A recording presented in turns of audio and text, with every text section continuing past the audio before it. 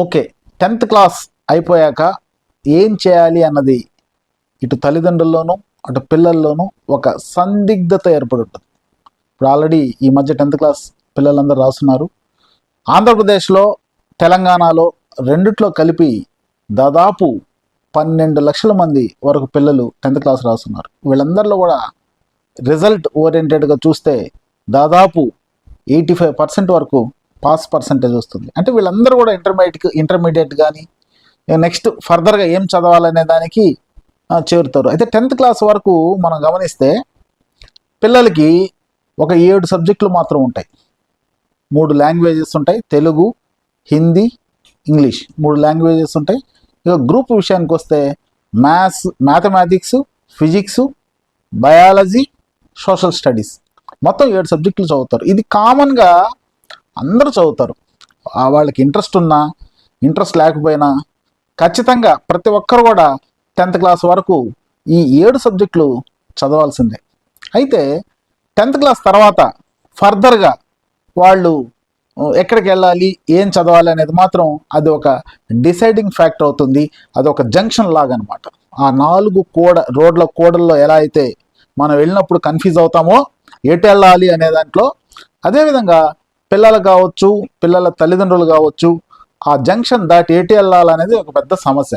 ఇక్కడ మనం మామూలుగా ఏదైనా కొత్త ఊరికి వెళ్ళినప్పుడు ఎవరినో ఒకరిని అడుగుతాం, ఎటు వెళ్ళాలండి పలానా ఊరికని. ఇక్కడ కూడా చాలామంది తల్లిదండ్రులకు వాళ్ళకు అవగాహన లేకపోవడం వల్ల, పిల్లలకు అవగాహన లేకపోవడం వల్ల వీళ్ళు ఇతరుల మీద ఆధారపడడం జరుగుతుంది.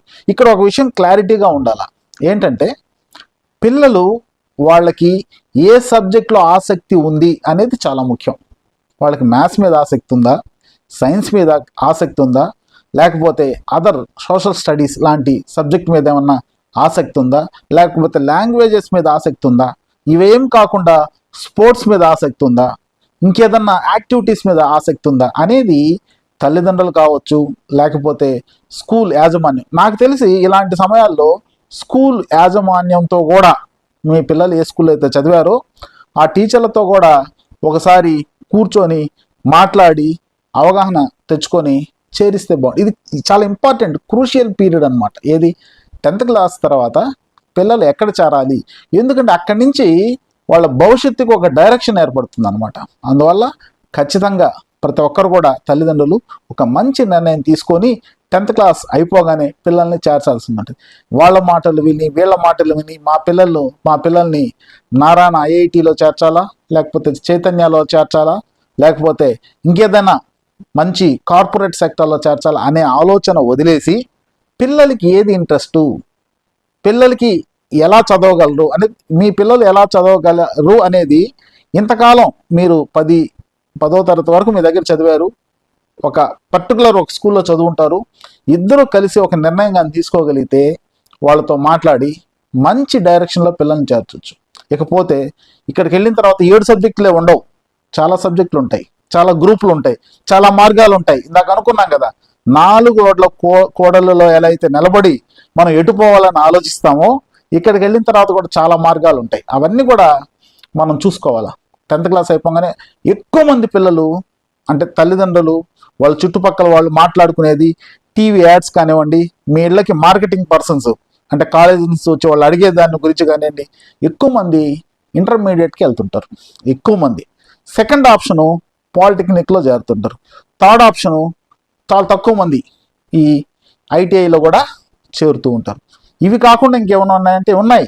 10th అయిపోయిన తర్వాత ఇంటర్మీడియట్లో చేరొచ్చు, పాలిటెక్నిక్ చేరొచ్చు, ఐటీఐ చేరొచ్చు, పారామెడికల్ కోర్సెస్ ఉంటాయి, వాటిలో 4 రకాలైన కోర్సెస్ 10th క్లాస్ అయిన తర్వాత మనం ఇందాక అనుకున్నాం కదా, 4 రోడ్ల కూడల్లో నిలబడ్డప్పుడు 4 దారులు కనిపిస్తాయి. అదే విధంగా ఒక్కొక్క దారి ఒక్కొక్క దగ్గరికి పోతుంది అనమాట. అయితే మనం ఏ దారిలో పోవాలనేది మనం నిర్ణయించుకోవాలి.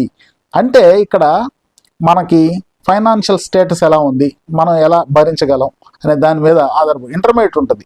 ఇంటర్మీడియట్లో గవర్నమెంట్ కాలేజెస్ ఉంటాయి, ప్రైవేట్ కాలేజెస్ ఉంటాయి, మిడిల్ క్లాస్ పిల్లలకి కావాల్సిన చిన్న కాలేజీలు ఉంటాయి, కార్పొరేట్ సెక్టర్ ఉంటుంది. మనం ఎక్కడ చేర్చాలి, ఇది కూడా చాలా ముఖ్యం అనమాట. వీటిని దృష్టిలో పెట్టుకొని మన పిల్లల్ని కాలేజీలో చేరిస్తే బాగుంటుంది. ఊరికే మనకు అంత శక్తి లేకపోయినా కూడా అనవసరంగా ఒక కార్పొరేట్ కాలేజీలో, వాళ్ళు కార్పొరేట్ సెక్టార్ ఎలా ఉంటుందంటే ఒక వ్యాపార ధోరణితోనే ఉంటుంది. వాళ్ళు ఆల్ఫా బ్యాచ్ అని, బీటా బ్యాచ్ అని, గామా బ్యాచ్ అని రకరకాల బ్యాచ్లతో, డైరెక్టర్స్ బ్యాచ్ అని, స్పెషల్ బ్యాచ్ అని చెప్పేసి ఎక్కువ ఫీజు కలెక్ట్ చేస్తారు. లోడ్ కూడా ఎక్కువ వేస్తారు. ఒక్కోసారి మన పిల్లలు అంత లోడ్ భరించకపోవచ్చు. అంటే 10th క్లాస్లో వచ్చిన మార్కులు ఒక్కటే క్రైటీరియాగా తీసుకోబాకండి. ఎందుకంటే 10th క్లాస్లో కరెక్షన్ ఈజీగా ఉంటుంది, సిలబస్ తక్కువ ఉంటుంది. ఇంటర్మీడియట్కి పోయిన తర్వాత 10th సిలబస్కి 10 వంతులు సిలబస్ ఎక్కువ ఉంటుంది. ఆ పిల్లవాళ్ళు ఎవరైతే మీ పిల్లలు ఉన్నారో వాళ్ళకి లోడ్ భరించగలగాల, నిజంగా కెపాసిటీ ఉందా లేదా చూసుకోవాలి.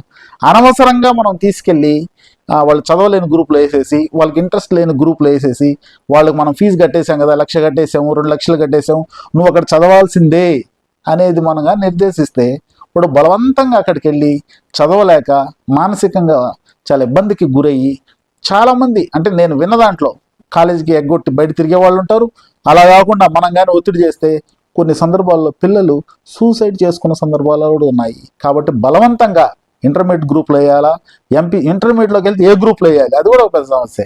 ఇంటర్మీడియట్లో చాలా గ్రూపులు ఉన్నాయి. ఎంపీసీ ఉంది, బైపీసీ ఉంది, ఎంబైపీసీ ఉంది, ఎంఈసీ ఉంది, సిఈసి ఉంది, ఇన్ని గ్రూపులు ఉన్నట్టు కూడా చాలా మంది తెలియదు. ఎక్కువ మంది సెలెక్ట్ చేసుకునేది 2 గ్రూపులే. ఒకటి ఎంపీసీ అంటారు, ఇంకోటి బైపీసీ అంటారు.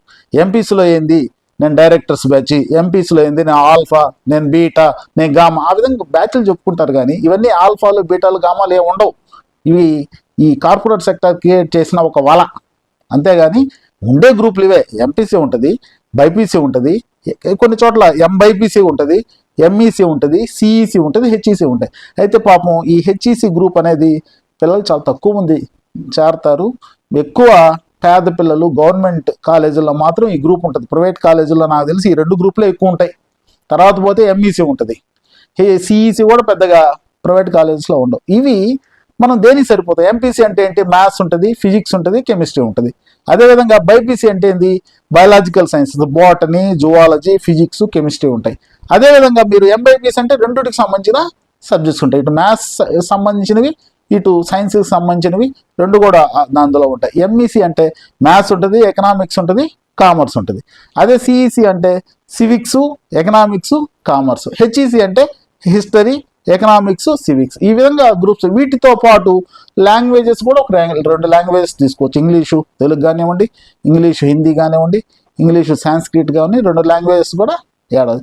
ఇందులో మనం దేనికి సరిపోతాం. ఒకవేళ మనం ఇంటర్మీడియట్కి వెళ్ళే పని అయితే, ఇంటర్మీడియట్ వద్దు, ఇంటర్మీడియట్ తర్వాత మనం అక్కడ చదువు ఆపేస్తే మనకి ఏమైనా జాబ్ వస్తుంది అంటే ఆపర్చునిటీస్ తక్కువ ఉంటాయి. మళ్ళా మీరు బీటెక్, దానికి సంబంధించిన డిగ్రీనో ఏదో చేయాల్సింది ఉంటుంది. అలా కాకుండా నాకు 10th క్లాస్ అయిపోగానే నేను ఏదైనా కోర్స్ తీసుకుంటే వెంటనే నాకు జాబ్ కావాలి, జాబ్ రావాలి అనుకుంటే పాలిటెక్నిక్ కోర్స్ చదవడం మంచిది. పాలిటెక్నిక్ చదవాలి అంటే 10th అయిపోగానే ఒక చిన్న ఎంట్రన్స్ టెస్ట్ ఉంటుంది, CEEP, common entrance examination for polytechnic. అది రాయాల్సి ఉంటుంది. ఆ టెస్ట్లో పాస్ అయిన తర్వాత మీకు అక్కడ వచ్చే మార్కులను బట్టి మీ కాలేజెస్ కానివ్వండి, గ్రూప్స్ కానివ్వండి సెలెక్ట్ చేసుకోవచ్చు. ఇప్పుడు పాలిటెక్నిక్ ఎంట్రన్స్ రాశారు, మీరు సెలెక్ట్ అయిన తర్వాత మీకు ఒక ఇంటర్వ్యూలో కౌన్సిలింగ్ జరగద్ది. దాంట్లో వచ్చేసి మీరు గ్రూప్ సెలెక్ట్ చేసుకోవచ్చు. ఇంజనీరింగ్ సంబంధించిన చాలా సబ్జెక్టులు ఉంటాయి.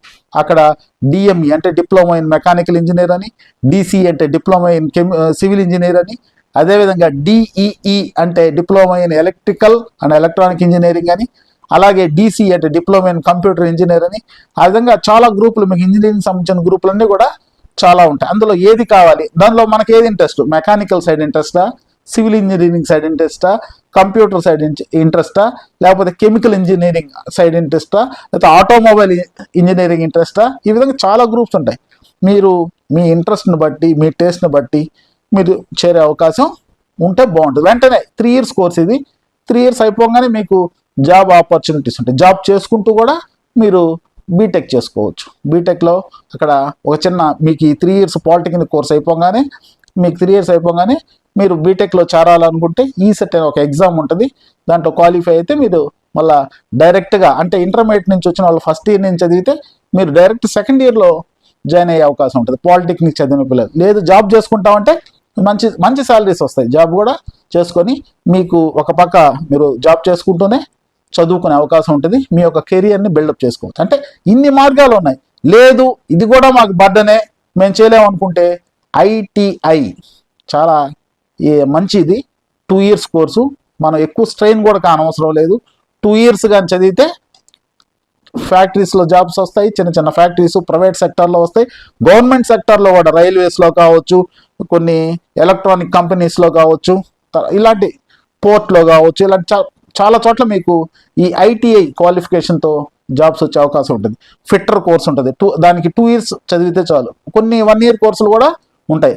ఎలక్ట్రీషియన్ ఉంటుంది, welding, surveyor, turner, tool and die making, ఇలాంటివి చాలా కోర్సులు ఉంటాయి. అదే టీవీ వీడియో ఎలక్ట్రానిక్స్ సంబంధించిన మెకానిజం కూడా నేర్పించే కోర్సులు ఉంటాయి. ఈ విధంగా డ్రాఫ్ట్ మ్యాన్ సివిల్ చాలా కోర్సులు ఈ ఐటీఐలో కూడా ఉంటాయి. ఇది కూడా తక్కువేం కాదు. చేరిన తర్వాత నాకు తెలిసి మనం తక్కువ ఖర్చుతో హ్యాపీగా చదువుకునే అవకాశం, వెంటనే జాబ్ తెచ్చుకునే అవకాశం, ఈ సర్టిఫికేట్ మన దగ్గర ఉంటే ప్రైవేట్ సెక్టార్లో కావచ్చు, గవర్నమెంట్ సెక్టార్లో కావచ్చు, మనకి ఈజీగా జాబ్ వస్తుంది. నాకు తెలిసి పెద్దగా ఈ కోర్సులు చదివిన వాళ్ళకి ఐటీఐ కానివ్వండి, పాలిటెక్నిక్ కానివ్వండి, ఖాళీగా ఉండే అవకాశం లేదు. ఇంటర్మీడియట్ చదివిన వాళ్ళు చాలామంది ఖాళీగా ఉండే అవకాశం ఉంటుంది. అంటే వాళ్ళు ఆ స్థాయికి అందుకోలేకపోతే, వీటిల్లో మాత్రం మీరు ఆ స్థాయి అందుకోలేకపోయినా మీకు కోర్సు కానీ పాస్ అయితే ఖచ్చితంగా మీరు జాబ్ తెచ్చుకునే అవకాశం ఉంటుంది. అదే కాకుండా ఇవే కాకుండా కొన్ని పారామెడికల్ కోర్సెస్ కూడా ఉంటాయి. అంటే ఇప్పుడు మీకు కొన్ని హాస్పిటల్స్ కావచ్చు, వాటిల్లో చిన్న చిన్న, అంటే ఇప్పుడు సర్టిఫికేట్ ఇన్ ఫిజియోథెరపీ ఈరోజు నాకు తెలిసి మీరు ఏ ఆర్థోపెడిక్ డాక్టర్ దగ్గరికి పోయినా కూడా కొన్ని రోజులు ఫిజియోథెరపీ చేయించాలని అంటుంటారు. దానికి సంబంధించిన కోర్సులు, అంటే అది ఆ డాక్టర్ చేయరు కాబట్టి ఆ కోర్సు ఎవరైతే ఫిజియోథెరపీ చేస్తుంటారో, అంటే సిపిటి అంటారు, ఇది 1 year కోర్సు, 2 years కోర్సు ఇలా ఉంటాయి. వాళ్ళకి ఈ సర్టిఫికేట్ కోర్సు పెట్టుకొని మీరు ప్రైవేట్ సెక్టార్లో, ఈ కార్పొరేట్ సెక్టర్ హాస్పిటల్స్లో కూడా చేసుకోవచ్చు, చిన్న చిన్న హాస్పిటల్లో చేసుకోవచ్చు, లేకపోతే మనం సపరేట్గా ఎక్కడైనా కూడా ఒక చిన్న ఫిజియోథెరపీ సెంటర్ పెట్టుకొని కూడా చేసుకోవచ్చు. అలా విధంగా మెడికల్ ల్యాబ్ టెక్నీషియన్ కోర్సు కూడా చేసుకోవచ్చు. ఇవి కూడా ఎక్కడైనా ప్రైవేట్ హాస్పిటల్లో కానీ, గవర్నమెంట్ హాస్పిటల్లో కానీ, ఎక్కడైనా సరే మన ఈ కోర్సు సర్టిఫికేట్ ఉంటే జాబ్ వచ్చే అవకాశం. అదేవిధంగా certificate in radiology imaging technology, అదేవిధంగా ఈసీజీ చేయడానికి కూడా ఒక టెక్నీషియన్ ఉంటాడు, దానికి సంబంధించిన కోర్సులు కూడా ఉంటాయి. తర్వాత సర్టిఫికేట్ ఇన్ హాస్పిటల్ మేనేజ్మెంట్లో కూడా మీరు అడ్మినిస్ట్రేషన్ సైడ్ మీ ఈ సర్టిఫికేట్ కానీ ఉంటే మీకు ప్రైవేట్, ఈరోజు నాకు తెలిసి కార్పొరేట్ హాస్పిటల్స్ చాలా ఉన్నాయి, మంచి శాలరీస్ కూడా ఇస్తున్నాయి. అంటే నేను అనేది 1 year 10th క్లాస్ అయిపోగానే 1 year 2 yearలో మనం సెటిల్ అయిపోవాలి అనుకున్నప్పుడు ఈ కోర్సులన్నీ కూడా ఉపయోగపడతాయి. ఆలోచించండి. ఇప్పుడు ఎందుకంటే అందరూ ఇంటర్మీడియట్ చేరిపోయి లక్షలు ఆ కార్పొరేట్ కాలేజీలు కట్టేసి, నాకు తెలిసి అక్కడ 10% నెక్స్ట్ మంచి లెవెల్కి వెళ్తే గొప్ప, మిగిలిన పిల్లలందరూ వేస్ట్గా తిరుగుతూ ఉంటారు, టైం వేస్ట్ చేస్తారు, సరిగా పోరు, సరిగా వినరు. అందరూ ఇంటర్మీడియట్కి పోయేసి లోడ్ ఎక్కువైపోయి అన్ని ఆపర్చునిటీస్ లేక పిల్లలు ఇబ్బంది పడడం కంటే ఈ పాలిటెక్నిక్ కొంతమంది సెలెక్ట్ చేసుకోవాలి. మేము ఐటీఐకి సరిపోతాం, మేము దీనికి వెళ్తాం, మేము పారామెడికల్ కోర్సెస్ చేస్తాం, మేము దీనికి సరిపోతాం, ఈ విధంగా కానీ ప్లాన్ చేసుకుంటే ఖచ్చితంగా పిల్లల భవిష్యత్తు బాగుంటుంది. వెంటనే మీకు ఇన్కమ్, కొంత డబ్బు సంపాదించుకునే అవకాశం ఉంటుంది. మీ ఫ్యామిలీకి కూడా సపోర్ట్ చేసిన వాళ్ళు అవుతారు. కాబట్టి అందరూ ఈ వీడియో చూడండి. ఇంకా నలుగురికి మీరు నేను చెప్పిన ఈ విషయాలు చేరాలంటే నా ఛానల్ని సబ్స్క్రైబ్ చేయండి, లైక్ చేయండి, కామెంట్ చేయండి. మీరు కామెంట్లో ఏమైనా మీకు ఇంకేమైనా డౌట్స్ ఉన్నా కూడా చెప్తే ఆ డౌట్స్కి నేను సమాధానాలు చెప్తాను. అలాగే వాటి మీద ఇంకేదైనా వీడియో చేయవలసిన అవసరం ఉంటే ఖచ్చితంగా వీడియో కూడా చేస్తాను. దయచేసి సబ్స్క్రైబ్ చేయడం కానివ్వండి, లైక్ చేయడం కానీ మర్చిపోవద్దు. ధన్యవాదాలు.